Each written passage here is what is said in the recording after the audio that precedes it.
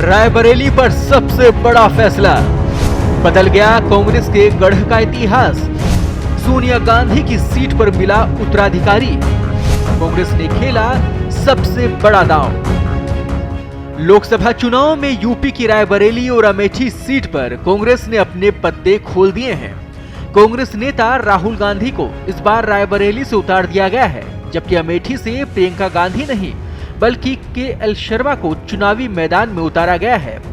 दोनों नामों की दावेदारी पर पार्टी ने गंभीरता से विचार किया और अंतिम रूप दिया है।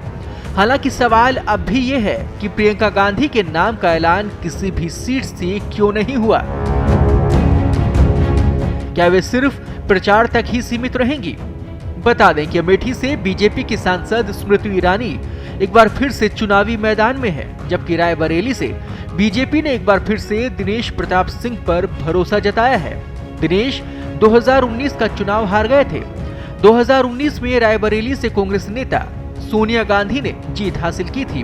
वहीं सांसद सोनिया गांधी की प्रतिनिधि के.एल. शर्मा 2 दिन से जिले में डेरा डाले हुए थे। रायबरेली के साथ अमेठी की भी दौड़ लगा रहे थे। फिलहाल अमेठी की लड़ाई इस बार रोचक हो गई है।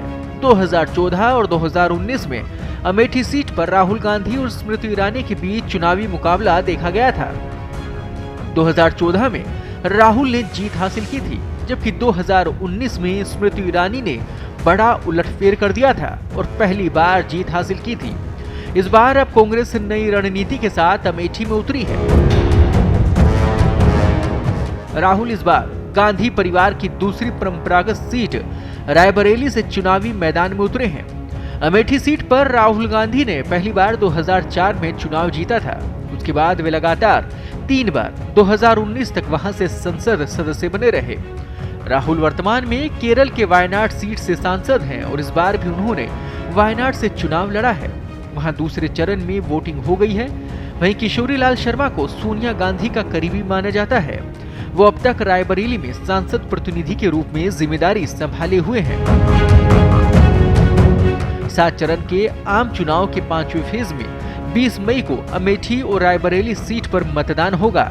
ये दोनों सीटें परंपरागत रूप से गांधी नेहरू परिवार के सदस्यों के इर्द गिर्द रही। पहली बार पार्टी ने अमेठी से गैर गांधी परिवार से उम्मीदवार बनाया है।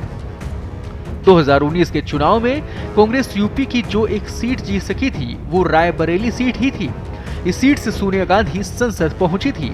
सोनिया गांधी इस बार लोकसभा चुनाव नहीं लड़ रही हैं। वे राजस्थान से राज्यसभा पहुंच चुकी हैं।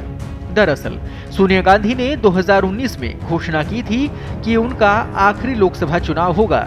वे 1999 में कांग्रेस अध्यक्ष बनने के बाद पहली बार अमेठी से चुनाव लड़ी थी और जीत हासिल की थी। उसके बाद 2004 में वो पहली बार रायबरेली से चुनाव लड़ी और जीती। सोनिया गांधी कुल 5 बार सांसद चुनी गई।